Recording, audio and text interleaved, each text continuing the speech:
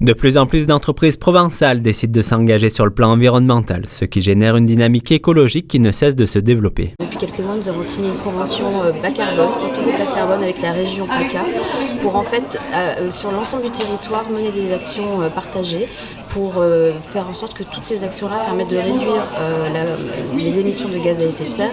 Le transport représente 20% des émissions et donc nous travaillons sur des sujets pour modifier les usages sur l'autoroute.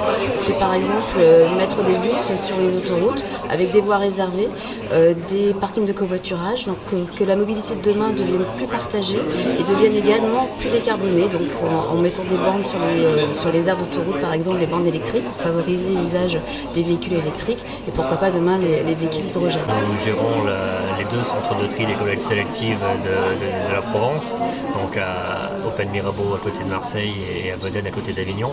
Donc ce sont 60 000 tonnes de matières premières secondaires que nous recyclons, donc issues du tri sélectif des habitants du territoire, pour récupérer les matières valorisables, donc les plastiques, les cartons, les métaux, et donc qu'on réintègre ensuite dans le circuit industriel. Donc en faisant ça, c'est une boucle tout à fait vertueuse environnementalement, puisqu'on évite la consommation de matières fossiles. C'est vertueux sur le plan économique, puisque ça apporte des recettes pour les collectivités locales. Quand le tri est fait par les habitants, les collectivités bénéficient de recettes en fonction de ce qui est recyclé. Et c'est aussi vertueux sur le plan social, puisqu'on emploie une centaine de personnes en contrat d'insertion.